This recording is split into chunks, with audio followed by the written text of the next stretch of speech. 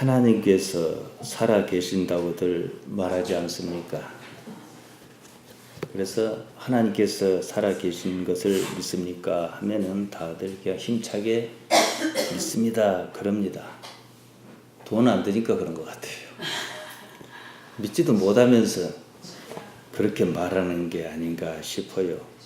진단 방법이 있어요. 나는 하나님께서 살아 계신 것을 믿는가? 하나님께서 살아 계신다고 안다면 지금 내 삶의 모습이 어떠할까? 이 문제입니다. 하나님께서 살아 계시는 걸 못 믿는다 그래서 책망하거나 않아요. 왜냐하면 믿으면 믿을 만한 근거를 찾으면 되니까요. 하나님께서 살아 계신다 안 합니까? 그러면은 하나님께서 살아 계시는데 어떻게 거짓말이 가능하겠습니까? 어떻게 남을 괴롭히겠습니까? 어떻게 남에게 손해를 끼치는 일이 가능하겠습니까? 예배당에 오면 오고 말면 말고 어떻게 그럴 수가 있겠습니까? 그럴 수 있다면은 하나님께서 살아 계시는 것이 이 속에서 믿기지 않기 때문에 그런 거예요. 그러니까 믿도록 만들면 되죠. 지금 자신이 사는 삶의 모습이 하나님께서 살아 계시는지 어쩌는지를 증명하는 거예요. 기독교에서 영성은 다른 무엇이 아닙니다. 자기 삶에서 하나님을 인지하는 능력입니다. 복음의 핵심은 누가 뭐라 해도 영성이에요. 요한복음 3장 16절 아닙니까? 영원히 산다 그 말입니다. 영성을 어떻게 이해할 것이냐는 숙제는 우리 스스로가 풀어야 해요. 이 삶에서 말이지요. 영생에 대한 현실적인 오해가 있습니다. 몸이 죽은 후 그때부터 영원히 산다고들 생각합니다. 이런 생각이 하나님께서 살아 계신다는 사실에 대해서 둔감하게 만듭니다. 그때부터 하면 되니까. 하나님을 현실적인 존재로 여기지 못하게 합니다. 지금 살아계신 하나님이 아니라 죽거든 보자 하나님이라고 이 무의식 속에서 그렇게 한다는 거지요. 그러면서도 살아계신 하나님 어쩌고 그럽니다. 말만 그러는 거예요. 그러면 능력이 없습니다. 블레셋 사람이 에베스담님의 진을 쳤습니다. 우리는 기니까 조금 한 부분만 읽었어요. 그거 제가 전체로 말씀드릴게요. 사울의 이스라엘 사람은 엘라 골짜기에 진을 쳤습니다. 블레셋 사람과 이스라엘 사람은 골짜기를 사이에 두고 이 편과 저 편이 항호를 벌였어요. 블레셋의 가장 큰 무기는 골리앗이란 사람이었습니다. 가드 사람인데요. 골리앗은 신장이 6규빗의 한 뼘이라서 큐빗이라고 하지요. 그쪽 지역에 쓰는 용어인데요. 요게 한 큐빗이에요. 약 한 자반 45cm쯤 됩니다. 그러니까 6규빗 한 뼘이면 거의 3m에 가까운 거구입니다. 키만 장대처럼 크겠습니까? 덩치도 있을 것 아니겠습니까? 머리에는 노투구를 썼고 몸에는 물고기 비늘 모양의 갑옷을 걸쳤습니다. 정강이 부분 역시 노스로 감쌌습니다. 창자루는 배틀채 같았다 그래서 배틀이 크지 않습니까? 거구에다 머리부터 발까지 온몸으로 노스로 둘렀습니다. 온몸을. 골리앗은 1대1로 싸워 단판을 짓자 그랬습니다. 사무엘상 17장 8절과 9절입니다. 그가 서서 이스라엘 군대를 향하여 외쳐 가로되 너희가 어찌하여 나와서 항호를 벌였느냐? 나는 블레셋 사람이 아니며 너희는 사울의 신복이 아니냐? 너희는 한 사람을 택하여 내게로 보내라.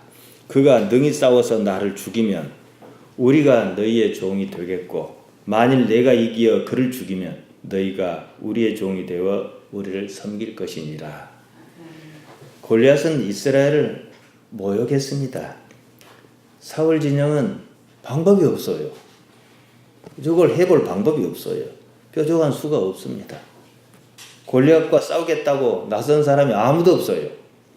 다 계산이 설 것 아니겠습니까? 사울은 골리앗을 죽이는 사람에게 재물도 주고 딸을 주어 사유를 삼겠다 하고 경품을 걸었습니다. 사울은 그렇게 했어요. 그러나 그래도 나서는 사람이 없었어요. 그때 양치기 소년 하나가 등장했습니다. 소년이란 말은 아주 어리단 말은 아닐 거예요. 그렇지만 좌우지간 좀 어린 축에 속했을 겁니다. 다윗이었어요. 다윗이 보니까 별것도 아닌 걸 가지고 다들 벌벌 떨고 야단인 거예요. 골리앗을 두고 이러쿵저러쿵 했습니다. 이렇게 말하는 거예요. 사무엘상 17장 26절입니다. 근데 자기가 임금 앞에 바로 나갈 수는 없는 거란 말이에요. 그러니까 사람들이 뭐라 하니까 다윗이 곁에 서는 사람에게 말하여 가로되 이 블레셋 사람을 죽여 이스라엘의 치욕을 제하는 사람에게는 어떠한 대우를 하겠느냐. 이 할례 없는 블레셋 사람이 누구간데 사시는 하나님의 군대를 모욕하겠느냐. 다윗이 지금부터 하는 말에서 뭐 하나님 신앙 거 빼고 봅시다. 나중에 뭐 돌아붙이면 되니까. 그래야 우리 현실과 맞아요. 장형 그냥 엘리압이 이 말을 듣고 이제 들렸던 모양이에요. 막 화를 냈어요.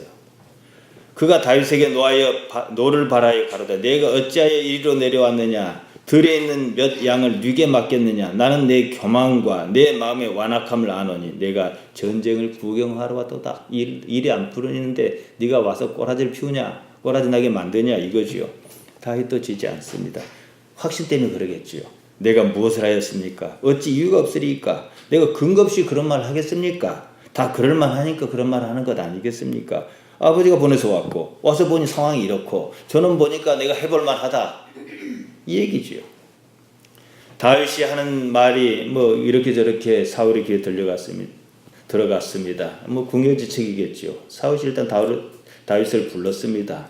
혹시나 하는 뭐 그런 심정이 있을 것입니다. 다윗이 말합니다.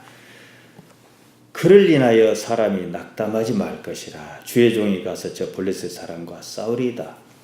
사울이 딱 보니까 안 되겠어요. 객기로 보입니다. 사울은 그래도 군인입니다. 그냥 계산이 나왔어요. 아무것도 모르는 철없는 애가 와서 덤비는 꼴이었습니다. 사울이 말렸습니다. 내가 가서 저 블레셋 사람과 싸우기에 능치 못하리니 너는 소년이요 그는 어려서부터 용사임이니라. 다윗도 물러서지 않았습니다. 주의 종이 이제 상황 설명을 하는 거예요. 어째서 내가 저 사람을 이길 수 있는지 해볼 수 있는지 왜 내가 나서는지 상황 설명을 합니다. 주의 종이 아비의 양을 지킬 때에 사자나 곰이 와서 양떼에서 새끼를 움키면 내가 따라가서 그것을 치고 그 입에서 새끼를 건져내었고 그것이 일어나 나를 해하고자 하면 내가 그 수염을 잡고 그를 쳐 죽였었나이다.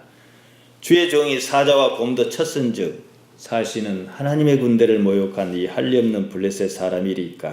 그가 그 짐승의 하나와 같이 되리이다. 또 가로되 여호와께서 나를 사자의 발톱과 곰의 발톱에서 건져내셨은즉 나를 이 블레셋 사람의 손에서도 건져내시리이다. 자, 자기 현실에 대한 삶의 이해예요. 지난 삶이 이랬다 이거예요.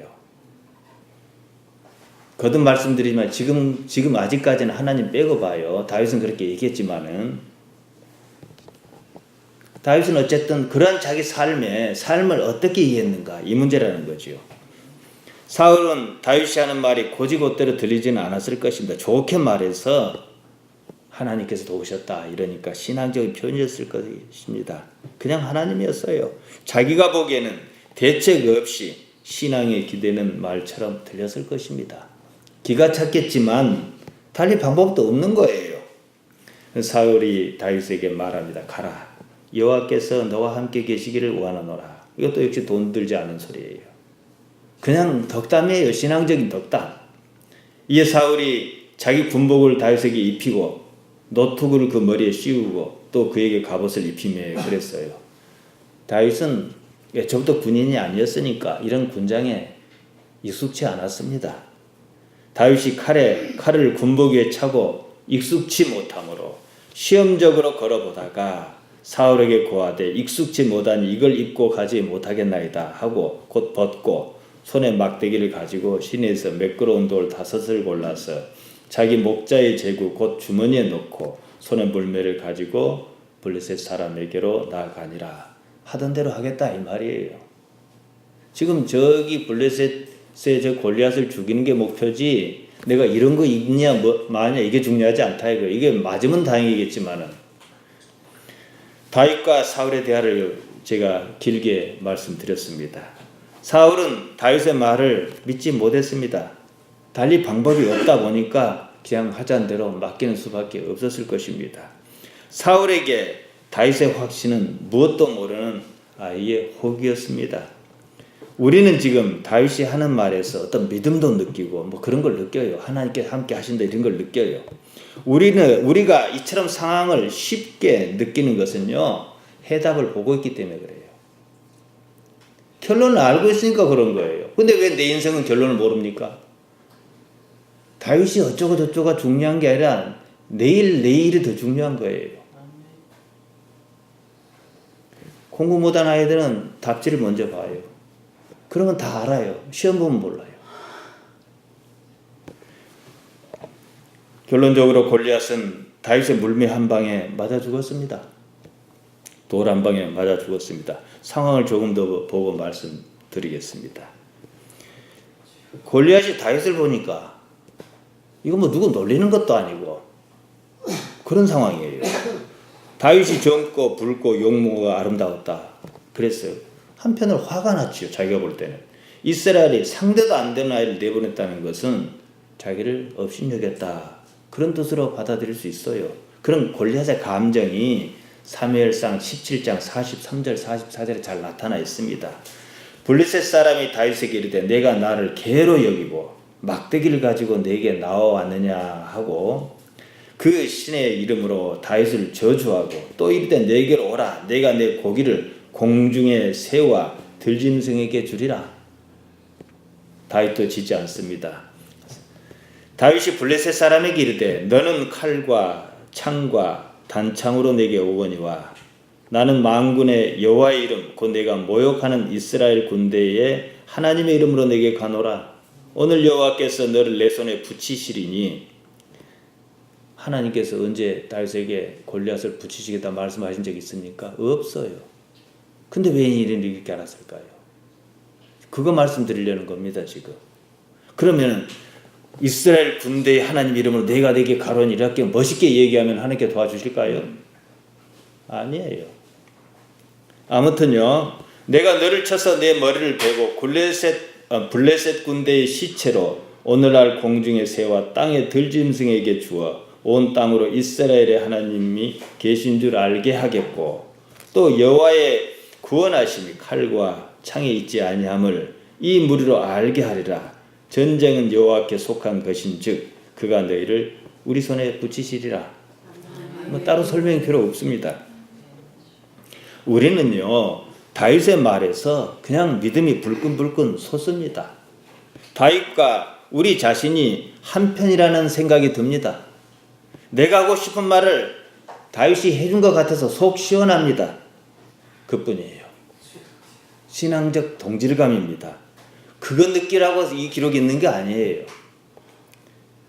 삶은 지금의 이 기분이 삶으로 그대로 이어지면 오죽 좋겠습니까마는 예배당 나가고 하루 자면 또 똑같아요. 삶이 바뀌지 않습니다. 왜 그러냐 이 말이에요. 다윗이 하는 말은 객기가 아니었어요. 믿든지 말든지 자기에게는 사실이었습니다. 신앙적인 말을 한다 해서 상황이 바뀌는 건 아닙니다. 다윗은 단지 자기 삶의 사실을 말했습니다. 자기가 겪은 지난 사실에 어떤 일을 겪었어요. 제가 아까 하나님 빼고 보시라 그랬죠. 곰에서 사자에게서 양을 뺏어왔어요. 그러면은 처음부터 그랬겠습니까? 멀리 도망가다가 돌도 한번 던져보고 피하기도 하고 점점 용기도 키우고 기술도 하고 자 우리는 골리앗을 이렇게 돌 던져고 딱 맞춰서 여기 맞춰 딱 죽였다 그러면 한 방에 그런 줄 알아요. 무수한 연습이 있어서 물론 골리앗 물리치자고 그런 건 아니에요. 사자도 쫓아내고 곰도 쫓아내고 용기도 생긴 것이고 그러면 그 입장에서 골리앗을 보나 곰을 보나 뭐가 달라요? 이 문제지요. 그러니까 이런 것을 계속 겪어오다 보면은 자기 삶에 하나님께서 어떻게 개입하여 계시는지를 이제는 알기 시작한다는 거지요. 그것이 나의 행동을 통제할 때는 통제하고 나아가게 할 때는 나아가게 하고 제어할 때는 제어하게 한다는 사실입니다. 자기가 겪은 지난 사실에 하나님이라는 이름을 보탰을 뿐이에요. 남이 무엇을 하든 말든 자기 삶의 사실에 하나님께서 함께 하셨다는 이해라 이 말입니다. 사무엘상 17장 48절과 48절에서 50절은요. 다윗과 골리앗의 전투 상황을 간략하게 전합니다. 블레셋 사람이 일어나 다윗에게로 마주 가까이 올 때에 다윗이 블레셋 사람에게로 마주 그 항우를 향하여 빨리 달리며 손을 주머니에 넣어 돌을 취하여 물매로 던져 블레셋 사람의 이마를 치매 돌이 그 이마에 박히니 땅에 엎드러지니라. 다윗이 이같이 물매와 돌로 블레셋 사람을 이기고 그를 쳐 죽였으나 자기 손에는 칼이 없었더라. 골리앗은 머리 끝에서 발끝까지 노쇠로 둘렀습니다. 아마 여기는 좀 비어 있었던 것 같습니다. 근데 돌멩이를 5개를 들고 갔지만은 뭐 4개는 예비용이고 첫 번째 하나 가지고 끝냈어요. 딱 그곳에 다윗이 던진 돌이 꽂혔습니다. 다윗의 손에는 칼이 없었다는 거예요. 전쟁하면 칼을 믿지 무엇을 믿겠냐는 거예요. 근데 칼이냐 뭐냐가 중요한 게 아니라 지난 삶이라는 거예요. 삶의 돌이 익숙한 거예요. 사울의 폼나는 군장은 다윗에게 익숙하지 않았습니다. 다윗은 칼과 단창을 쓸 줄 몰랐습니다. 돌멩이 하나로 골리앗을 쳐 죽였습니다. 삶과 삶이 만났어요. 칼과 창과 단창을 든 삶이 하나 있고 돌멩이를 든 삶이 있었습니다. 둘이 결었어요. 상식적으로 생각하면 칼과 창과 단창을 든 이 삶이 이깁니다. 하지만 그것보다 더 중요한 것은 어디에 얼마만큼 익숙해 했느냐가 더 중요한 거예요. 돌멩이 든 삶이 이겼습니다. 이 얘기예요. 무엇을 가졌느냐가 아니에요. 여기서 얻은 확신, 그리고 무엇보다도 이 삶을 이렇게 왔을 때 하나님을 생각한 그라면은 어떻게 하나님께서 인도하셨느냐가 어떤 통계치, 어떤 흐름이 잡힐 거예요. 그러니까 그 흐름에서 봤었을 때 이 상황은 이미 끝난 거다 보였다는 거죠. 우리는 이런 이야기를 접하면 신앙적 영웅 이야기로 되게 생각합니다. 믿음이 있노라 싶은 사람은 하나님께서 도우셔서 어쩌고 그럽니다. 틀린 말은 아니지만 하나님 보지 말고 그 사람의 삶을 먼저 보라 이 얘기입니다. 하나님께서는 어디서나 계셔요. 하나님께서는 일정하십니다. 사람의 삶은 그렇지 않습니다. 그러면 변수는요 사람에게 있습니다. 태양이 셉니까? 달이 셉니까? 태양이 세지요. 엄밀히 말해서 우주에서 볼 때 태양이란 것은 카이퍼 벨트까지 태양계 전체를 태양이라 그래요. 그만큼 태양의 영역이 넓어요, 힘이. 근데 거기 아무것도 않은 달이 물을 빠졌다 들어갔다 하는 거예요. 일정한 것은 일정하기 때문에 표가 잘 안 나요. 하나님께서는 빛과 같이 일정하십니다. 그러면은 그 하나님의 응답하는 사람은 보잘것없지만은 이것이 그 사람의 인생 향배를 결정한다는 사실입니다. 사람이 자기 삶을 대하는 태도예요. 이 삶을 하나님께서 주셨다고 믿으면 그렇게 살 겁니다. 이 삶이 그냥 우연히 생겼다면은 그렇게 살 거예요. 지금 우리가 사는 세상에 하나님의 도우심 아닌 것 있습니까? 이 날씨 더운 거 지구 온난화 울어서 어떻게 못 해봐요 당장은요. 숨을 쉬기에 적당한 산소 농도나 아침에 떴다가 저녁에 지는 태양의 주기나 시와 때에 따라 들고 나는 바닷물이 하나님 도우심 아닙니까? 우리는 어째서 이처럼 중요한 일에서는 하나님의 도우심을 못 느끼는 겁니까? 정상이에요. 일정하니까. 우리가 기적이라고 여기는 일은요 되게 순간적으로 나타나는 일입니다. 다윗이 골리앗을 물리친 것도 극적인 이유는 앞뒤 사정 다 빼고 보니까 그런 거예요. 그 앞뒤 사정을 모르는 사람 입장에서 볼 때 네가 무엇을 하겠냐, 너는 군사도 아니고 경험도 없고 이러죠. 그러면은 그냥 기적적이다 이렇게 보는 것밖에 없어요. 완전 군장을 한 군인의 이마에 어떻게 목동의 돌멩이가 한 번에 꽂힐 수 있느냐는 거예요. 그걸 몇 번이나 던져봤을까요? 무수하게 던졌겠지요. 그러면은 나는 이걸 열심히 던져갖고 나는 골리앗 물리쳐야지 이랬겠어요? 몰라요. 그것은요 그냥 산 거예요. 그렇지만 지금의 삶을 어디로 인도하는 것은 하나님 몫이라는 거예요. 우리는 지금 내가 이렇게 해서 이런 결과를 얻을 거라 그러면 열심히 해요. 지금 이렇게 해서 이런 결과가 요거밖에 안 될 거라면 열심히 안 해요. 그럼 자기가 하나님이죠. 다윗이 무슨 배짱으로 골리앗과 싸우겠다 했는지부터 살펴야 합니다. 막무가내로 믿습니다 하고 덤빈 것 아닙니다. 자기 딴에는 다 할만하니까 한 거예요. 그러니까 다윗이 볼 때는 기적 아니에요. 기술이지요. 이게 영성이라는 겁니다. 다윗이 골리앗을 물리치려고 전장에 나갔던 것도 아니에요. 아버지가 심부름시켜서 나가는 거예요.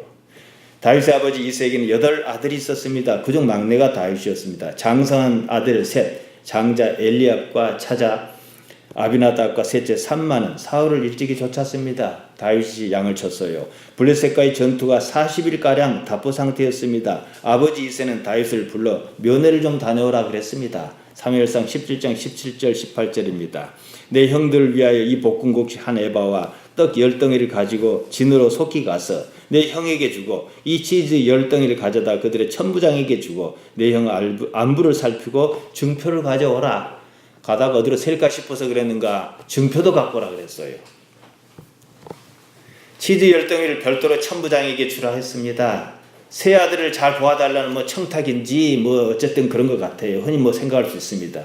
블레셋과 전투라든지 골리앗과 싸움이라든지 그런 일, 다윗의 일상 가운데 그런 일이 들어온 거예요. 그냥 사는 가운데 신부름 가니까 신부름 갖고 신부름 가다 보니까 일이 이 모양이고 일이 이 모양이다 보니까 저놈이 있고 저놈은 내가 해오던 대로 하면 될 것 같고 그래서 하겠다는 거예요. 양치기처럼 그가 하던 일 가운데 골리앗을 어떻게 하는 일이 있었다 이 얘기입니다. 골리앗을 무찌르는 것이 목표가 아니었습니다. 칼과 창과 단창이 굳이 필요하지도 않았습니다.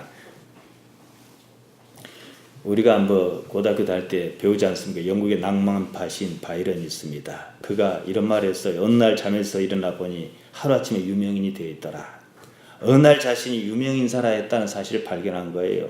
사실이죠. 그렇지만요. 유명한 건 어느 날 갑자기 돼요. 하지만 그 뒤에는 수많은 나날이 있었어요. 목동 다윗이 골리앗을 물리친 사건은 한순간으로 스타덤에 오르는 그런 일이었겠지만 그런 일이 있기까지는 수많은 날이 있었습니다. 그러면 수많은 날을 내가 어떻게 대했냐 이 말이에요. 골리앗을 대면하는 다윗의 행동에는 어떠한 주저함도 없었습니다. 딱 익숙한 광경이에요. 딱 보니 감이 잡혔어요. 이 정도면 가능하겠다 이거지요. 다윗에게 골리앗은 사자나 곰과 무엇이 다르겠냐는 거예요. 열심히 양을 지켰어요. 사자나 곰을 물리치던 기술이 골리앗에게 그대로 쓰였습니다. 우리는 믿음하면 순간적인 감흥 내지는 감정 같은 것으로 생각합니다. 그것은요 자기 기분이에요. 믿음은 지난 삶에서 우러나온 무엇입니다. 믿을 수밖에 없는 현실 같은 거예요. 지금 믿음이라 하는 그 일에는 지난 세월에 담보가 있어야 합니다. 우리는 수없이 떠오르는 태양을 봤습니다. 그 때문에 내일도 태양이 떠오르라고 믿는 거예요. 마찬가지입니다. 자신의 일상적 삶에서 하나님께서 어떻게 나타나셨느냐는 수많은 경험이 어떤 일을 믿게 하는 거예요. 믿습니다고 용서할 필요 없어요. 힘만 들어요. 믿음은 믿음의 사람은요, 삶을 혼자 살지 않습니다. 하나님과 함께 삽니다. 그랬을 때 무슨 일이 닥쳐요? 그때의 믿음이 믿음이다 이 말씀입니다. 어느 날 갑자기 믿는 믿음은요 자기 감정이에요. 그 믿음은요 이렇게 됐으면 좋겠다 하는 자기 바람이에요. 기적은 그 특성상 순간적인 일로 나타나 보입니다. 사실 수많은 시간이 그 뒤에서 떠받치고 있습니다. 우리는 그러한 순간순간에서 하나님을 발견해야 한다 이거예요. 그래서 오늘부터 3주간은 하나님을 알아차릴 수 있는 토대, 즉 믿음의 토대가 어떻게 형성되는가를 말씀드리려고 합니다. 우리는 사물을 봅니다. 눈으로 본다고 생각해요? 아니에요. 사물을 보는 것은 뇌입니다. 눈은 그냥 기계장치예요. 카메라예요.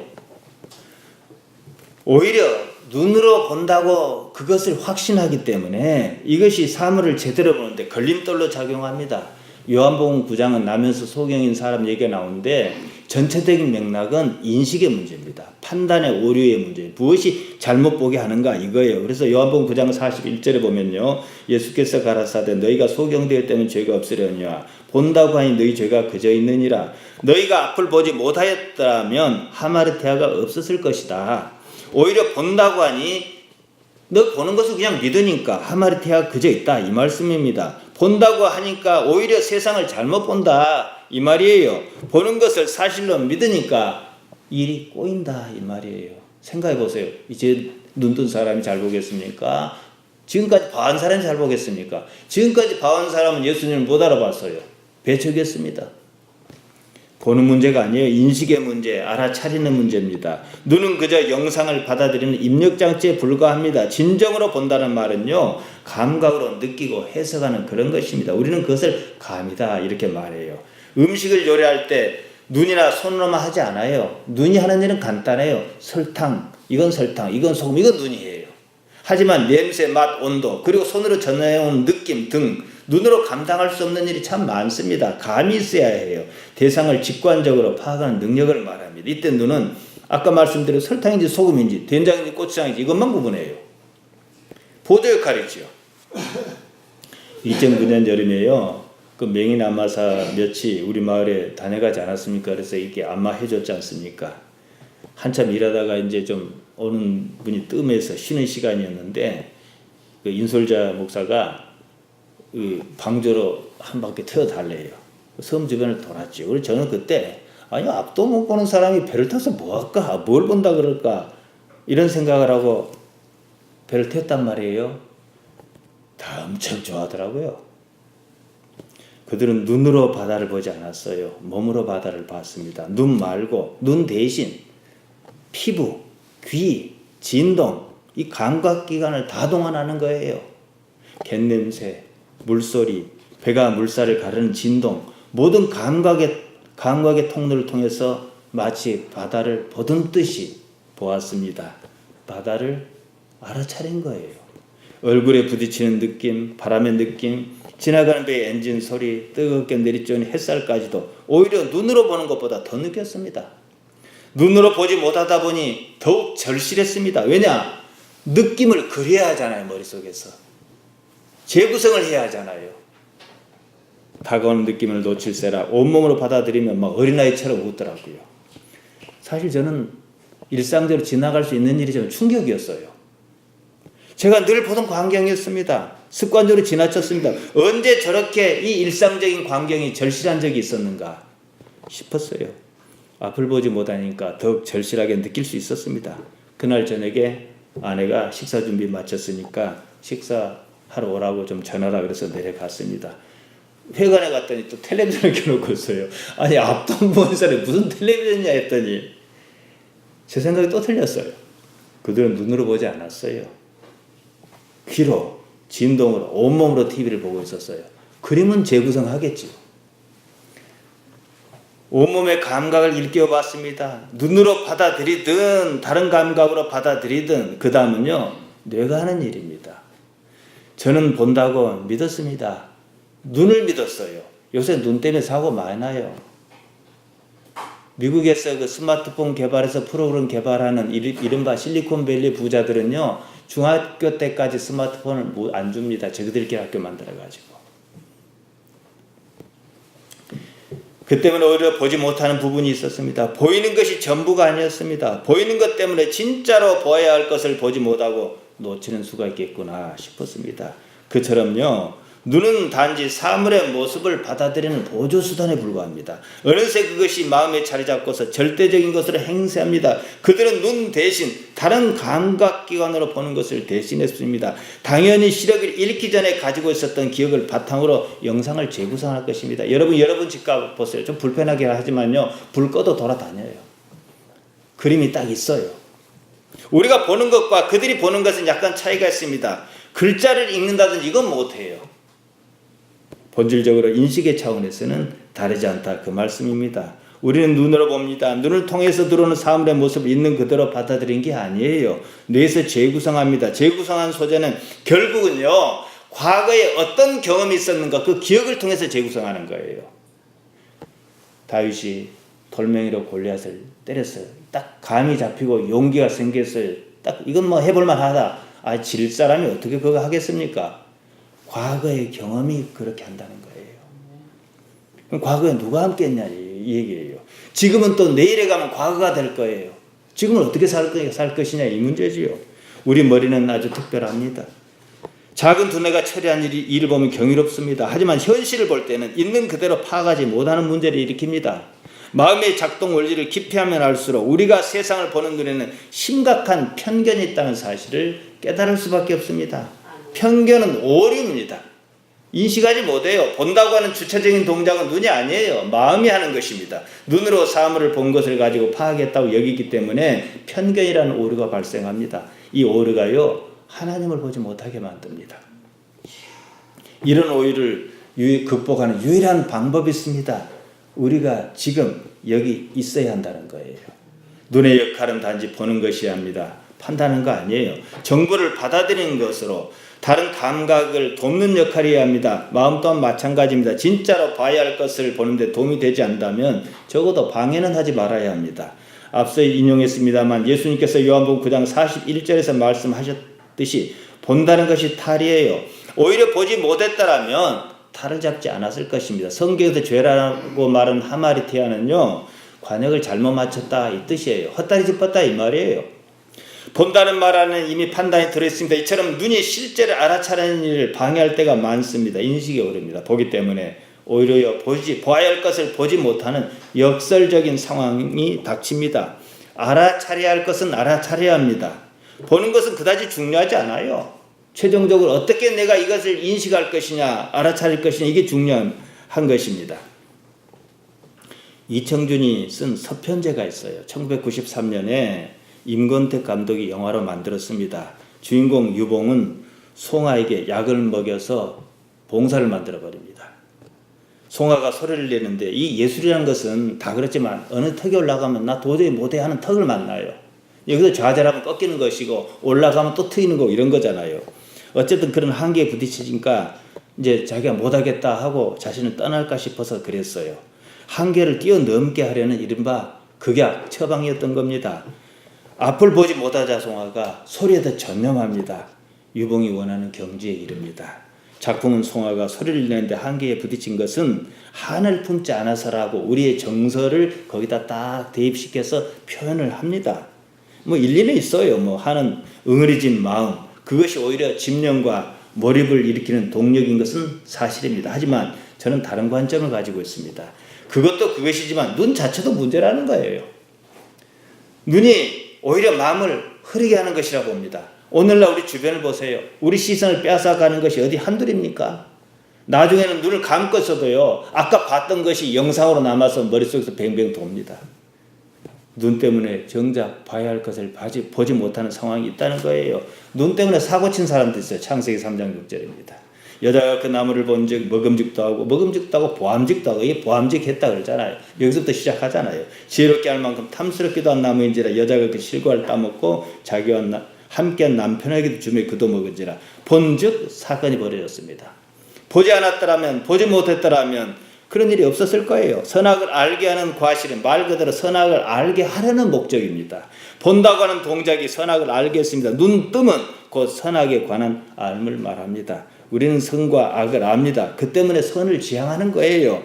지고의 선이신 하나님을 지향하고 추구합니다. 선의 의지입니다.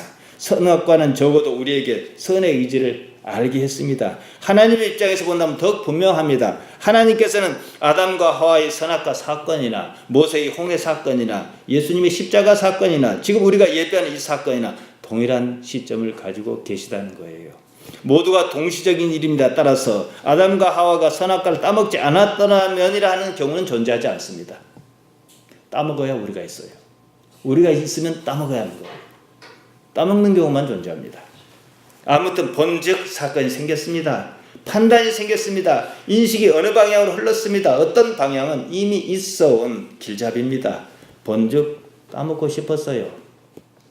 본다고 하는 동작과 동시에 따먹어야 했다는 생각이 듭니다. 보는 행위와 따먹는 행위는요, 의식 가운데서는 동시적인 일입니다. 본다고 하는 동작이 의식을 자극한 거예요. 사과를 본 적이 없어요. 예를 들면 사과라 그랬을 때. 근데 사과에 대한 맛도 모르고 근다 그러면 누가 따먹어요, 그것을? 뭔가 의식이 사전에 있기 때문에 따먹는 거죠. 다시 말씀드리면 본다고는 동작이 의식을 자극했는데요. 화학 반응에 의한 것이지만 불교의 유식학파에 따르면 그조차도 의식의 하나입니다. 정확히는 의식으로 쌓여온 가치관 같은 것이 그 시간에 작동했다 그 말입니다. 파트리크 주시키트가 쓴 향수라는 소설이 있습니다. 주인공 그르누이는 매우 불운하게 태어납니다. 특이하게도 자신의 몸에서는 아무런 냄새가 나지 않아요. 우리 냄새가 안 나면 좋지 않겠냐는데 가만 생각해 보세요. 얼마나 괴기스러운데요. 그 사실을 알고는 절망에 빠집니다. 냄새는 사람마다 고유한 것이며 그 냄새가 많은 결정을 한다는 사실을 이 얘기는 말하고 있어요. 보이는 것이 다가 아니다는 거예요. 파리에서 향수 제조업자 밑에 들어가 열심히 배워 도제 자격을 얻습니다. 향수 제조로 유명한 그라스로 갑니다. 누구보다도 예민한 후각을 가진 그르누이는 그라스에서 어떤 냄새에 빠집니다. 그 냄새를 추적해가 봤어요. 파리에서는 한 번도 접한 적이 없는 냄새를 자기는 맡을 수 있었어요. 차원이 높았어요. 알고 보니 그라스에서 가장 유력한 루이시의 딸 로스에게서 나는 냄새였습니다. 로스를 한 번도 본 적이 없습니다. 냄새만으로 그녀의 존재를 알아차렸습니다. 로스는 아름다웠습니다. 그르누이에게는 그것은 아무런 문제가 아니었어요. 그르누이는 세상 다른 사람이 지나치기 때문에 미처 보지 못하는 감각을 지니고 있었습니다. 그르누이는 로스를 단지 외모로 평가하고 판단한 사람을 마음껏 비웃었습니다. 소설 내용을 그대로 인용하면 이렇습니다. 그녀의 향기 마법에 걸리면 속수무책으로 그녀에게 사로잡히면서도 그 이유조차 제대로 모를 것이 분명했다. 사람들이란 멍청하기로 이를 데 없어서 코로 숨을 쉬는 데에만 이용할 뿐 모든 것은 눈으로 확인할 수 있다고 믿고 있으니 말이다. 자신이 그녀에게 굴복하는 것은 단지 그녀의 아름다움과 우아함 그리고 품위 때문이라고 말하겠지. 그리고는 자신의 한계 속에서 그녀의 균형 잡힌 아름다움을 칭찬하겠지. 자신의 눈에 보이는 그대로 날씬한 몸매, 흠잡을 데 없이 완벽한 가슴, 에메랄드 같은 눈빛, 진주같이 하얀 이, 상아처럼 미끈한 팔다리라는 등의 비유를 써가며 그 얼마나 멍청한 비유인가 이렇게 쓰고 있어요. 그르누이는 천부적인 감각으로 로스의 냄새에 주목했습니다. 보통 사람이라면 그냥 지나쳤을 냄새를 그르누이는 놓치지 않고 포착했습니다. 사람을 끄는 힘은 외모가 아니라 냄새라고 확신했습니다. 냄새가 사람의 마음을 움직이는 원천이었습니다. 사실 동물은 그럽니다. 우리는 인식의 왜곡을 가져와서 그것을 삭제합니다. 사람이 그녀에게 반하는 진짜 이유는 흠잡을 데 없이 완벽한 그녀 외모 때문이 아니라는 거예요. 바로 그 어느 것과도 비교할 수 없는 그녀만의 놀라운 향기가 있었다. 이렇게 말합니다. 나폴레옹 보나파르트는 자기 아내 조세핀 드 보아르네를 무척 사랑했다 합니다. 나폴레옹이 조세핀에게 한결같이 끌렸던 것은 자기만이 알 수 있는 그녀 몸에서 난 냄새 때문이었다고 합니다. 대부분 사람은 그것 알아차리지 못하고 그 사람조차도 몰라요. 왜 끌리는지 몰라요. 그런 경우가 있습니다. 제 눈에 안경이란 말이 있지 않습니까? 그것도 최근에 의하면 눈의 문제가 아니라 냄새의 문제라는 거예요. 사람이 서로에게 끌리는 것은 외모가 아니라 냄새라고 그랬습니다. 동물뿐만 아니라 사람도 자신은 모르는 그런 감각이 있으며 거기에 반응합니다. 감각이 둔한 사람이 그것을 별로 중요하게 여기지 않을 뿐입니다. 그 감각은요 이미 사람 속으로 숨어버렸습니다. 본다고 하는 강력한 자극 때문에 정작 그보다 더 중요한 감각을 놓치고 말았습니다. 시각은요 다른 감각에 비해서 허무할 정도로 정확하지 않습니다. 보고 싶은 것만 봐요. 여러분이 은행에 가서 은행 창구 직원의 명패를 본 적이 있습니까? 기억 안 나요.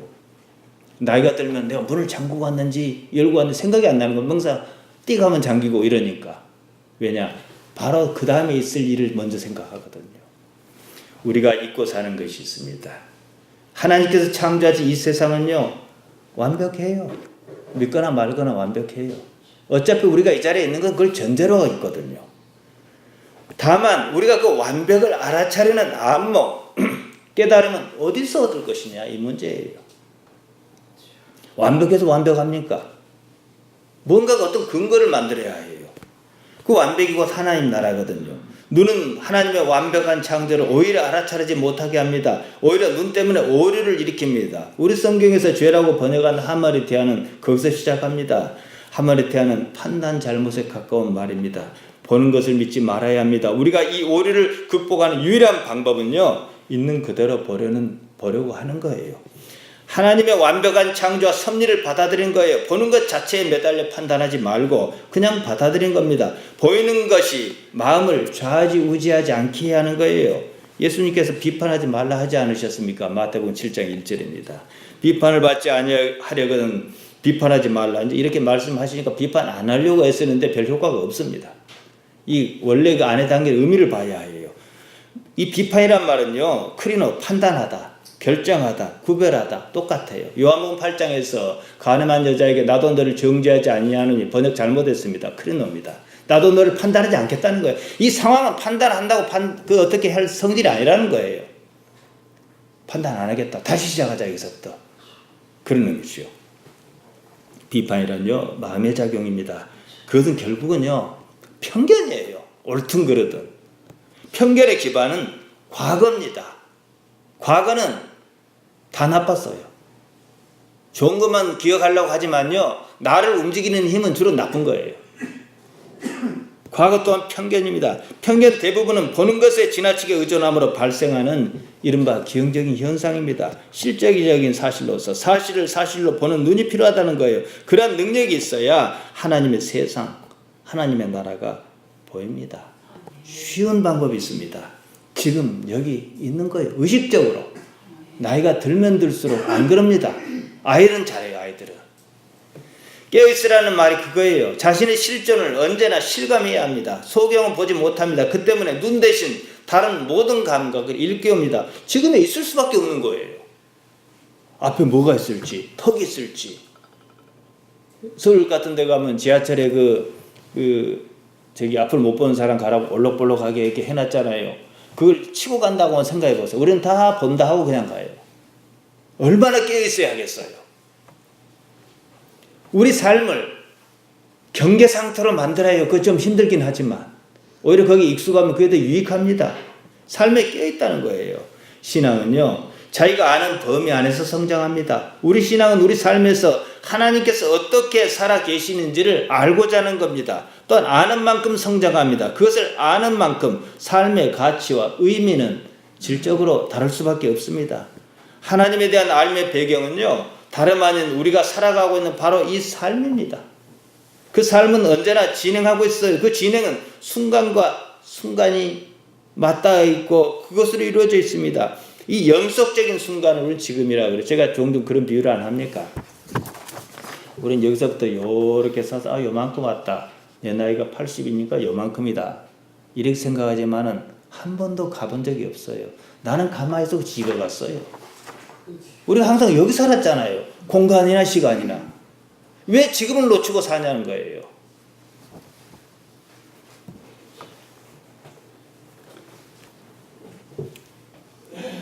그 연속적인 순간을 말하는 거지요. 다윗은 지금 자기 삶을 살았습니다. 그냥 양을 쳤습니다. 치라 그러니까 쳤어요. 면회 가라니까 면회 갔어요. 나중 골리앗을 죽이려고 물맷돌을 던지며 갈고 닦고 연습한 것 아닙니다. 삶을 판단하지 않았습니다. 지금 살았습니다. 그 삶이 어느 날 골리앗을 죽이는 기회를 만들었고 그 기회가 백성에게 신임을 얻게 했고 신임을 얻어서 왕이 된 거예요. 누가요? 하나님께서요. 다시 말씀드리면 과거로 돌아가면 지금 내가 곰을 쫓으려고 쥐고 있는 이 돌멩이가 골리앗을 죽인 거예요. 기회의 주인은요, 하나님이십니다. 기회를 판단하지 말라는 거예요. 왜 하나님의 영역을 넘보려 하냐는 거예요. 나는 지금 살면 그만이에요. 열심히 사는 거예요. 열심히. 지금이 마치 전부인 것처럼. 지금 왜 열심히 안 삽니까? 이래 봤자 뭐가 될 것 같지 않아요. 그러면 자기가 하나님 하면 돼요. 그렇지 않겠습니까? 그 하나님께서 계시기에 나는 다만 지금을 살 수가 있습니다. 하나님께는요, 지금이 곧 나중 어느 날일 거예요. 다윗이 곰을 쫓기 위해서 돌을 던질 때 하나님께서 이미 골리앗의 이마에 꽂히는 돌을 보셨을 거예요. 지금 살아야 해요. 지금 이 순간이 영원이에요. 어제나 내일이 아닙니다. 그건 허상이에요. 지금이 없으면요, 영원은 없어요, 여러분. 사는 건 지금 사는 것이지 내일 산다, 어제 살았다 이런 거 없어요. 항상 우리는 지금 살았어요. 지금 이 순간에 하나님께서 함께 계신다는 사실을 여러분이 의도적으로 의식만 하면 돼요. 그리고 지금 이 순간을 의식하면서 지금 여기가 전부라고 의식하면서 살아계시기 바랍니다. 하나님과 함께 하는 여러분 되시기를 바랍니다.